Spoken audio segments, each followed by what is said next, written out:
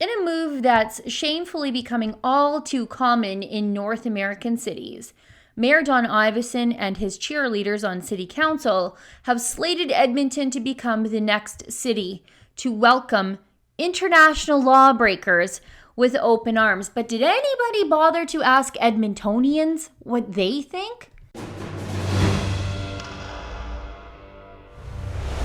Between Calgary and Edmonton City Halls, there sure is a big fight over who can outshine the other as the most poorly managed municipality in the entire province. Calgary wants to blow $5.2 billion taxpayer dollars we don't have in the worst economy in a generation on a 2026 Winter Olympic Games. But here come the socialists in Edmonton to say, hold my Chardonnay. Edmonton will officially become Canada's next sanctuary city, whether Edmontonians like it or not. And all of this happened without any input from the long-suffering Edmonton taxpayers who will foot the bill for the inevitable mess this will all cause. Edmonton City Hall is operating $14 million in the red this year alone. Any sensible Albertan would have shown some amount of concern and restraint about all of this, but none was to be had by Edmonton's Mayor Don Iveson. You see, does your street look like the face of the moon, a potholed hellscape that knocks your hubcaps off your car and your earrings clear out of your ears? Well, don't bother calling City Hall. They have other priorities, and they aren't you. Instead, their top concern right now, to ensure illegal migrants are able to access taxpayer-funded perks, the things Edmonton taxpayers are working hard to fund. 10 of 13 councillors, including the mayor, want to make sure people breaking the law to be in our country feel as comfortable, cozy, and welcome as possible here. To hell with the deficit, to hell with vulnerable Canadians already in Edmonton. City Council has to have virtues to signal, and nothing is going to get in their way. Right here, the new policy recognizes that those with precarious immigration status may be reluctant to obtain services such as transit or recreation passes or interact with bylaw officers out of fear of deportation. Now, there's been a lot of coverage and spin by the mainstream media on both legal and illegal immigrants lately, and I want to be abundantly clear who we're talking about here and who this policy is aimed at helping. Even those who are crossing the border illegally in Ontario and Quebec from the United States, for the most part, are presenting themselves to government officials. As they do, they're documented, sort of, and given hotel rooms, education, and top-of-the-line health care. It's pretty safe to say these folks are not missing out on government services, and that is the main argument Council has for making Alberta's capital a lawless sanctuary city. Instead, who Edmonton City Council is trying to cater to are those who not only skipped the line and crossed the border illegally, but those who then made sure to avoid the authorities at all costs. It is exactly these people who are the least deserving of our sympathy, our help, and our tax dollars. Spoiler alert, there's a reason these folks are not presenting themselves to the government. One reason might be because they already know they will never qualify for refugee status in Canada. I'm not even going to mention the more nefarious reasons for avoiding international law enforcement. I'm sure you get the picture at home. Now, as I film this video, there are 11,000 homeless Albertans in Edmonton. 11,000.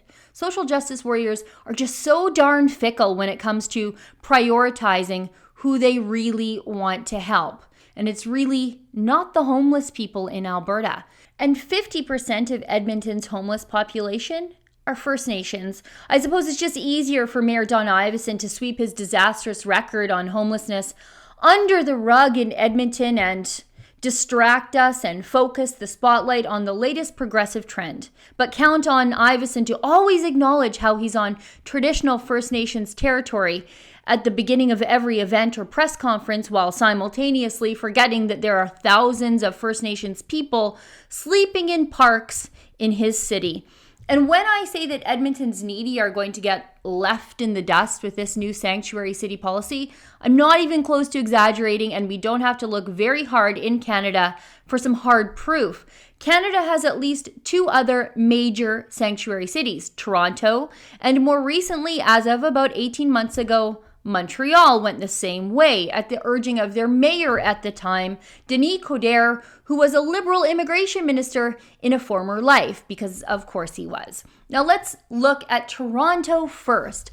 Last winter, Toronto's homeless shelters were 94% full all of the time. Why? Well, right here. Wave of asylum seekers floods Toronto's shelters. Thousands of migrants who entered Canada through Manitoba and Quebec are gravitating to the country's largest city, straining the emergency housing system. Yeah, migrants go to the sanctuary cities. They didn't head to Winnipeg for a reason. And look at this graph. The number of asylum seekers using Toronto shelters are now set to not just overtake, but drastically dwarf non-asylum shelter users. Homeless shelters will be refugee camps going forward. Toronto is now building these 4 tarp structures to house the homeless, both refugee and otherwise, at a cost of $2.5 million each. A total of $10 million taxpayer dollars in construction costs alone to house and feed up to another 400 people. And in Montreal, one homeless shelter saw their food bank usage jump from about 1,000 migrant users to 5,200 migrant users in 1 year alone. And who could forget how, after the shelters became full, Montreal's Olympic Stadium was then used as a makeshift refugee camp. And the feds, they make promises of helping these cities deal with the open borders mess that Trudeau has created, but they never really deliver anything more than a mere pittance. And really, there's only one taxpayer anyway, and that's you.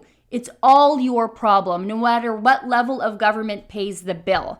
And about Montreal, when polled, Montrealers disagreed with Montreal City Council on becoming a sanctuary city. Just look at this here.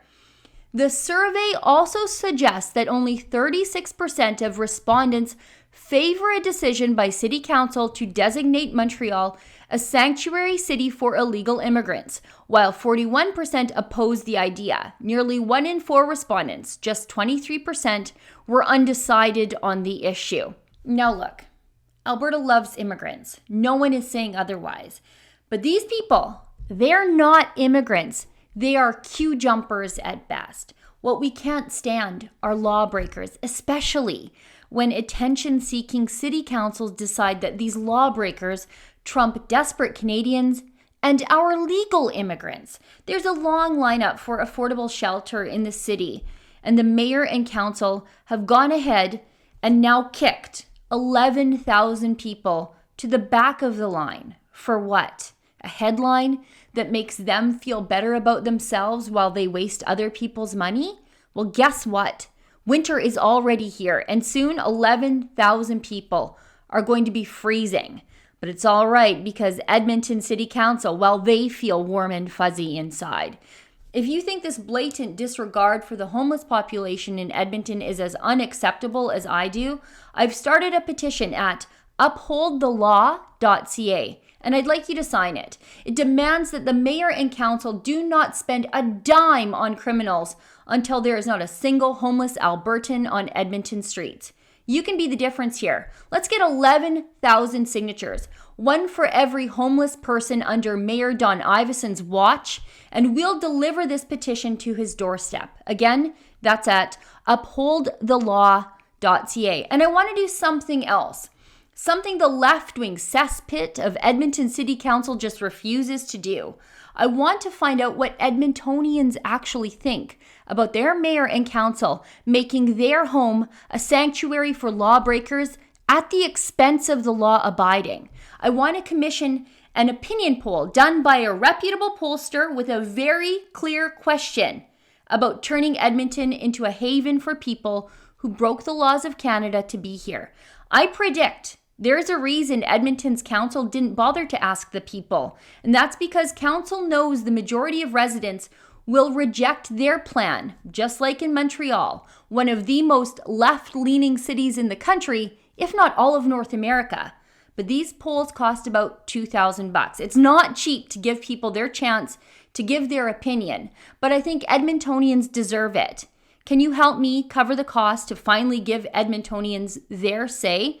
If you can pitch in at upholdthelaw.ca. Help me send a message to Edmonton City Council that Edmontonians believe in the law. For the Rebel.Media, I'm Sheila Gunn Reid. To sign my petition calling on Don Iveson to not spend a single taxpayer penny on illegal migrants while there are still 11,000 homeless Albertans on Edmonton streets, go to upholdthelaw.ca. And while you're there, if you want to help cover the cost to commission an opinion poll to give Edmontonians a chance to express their thoughts on the sanctuary city policy, you can do that too at upholdthelaw.ca.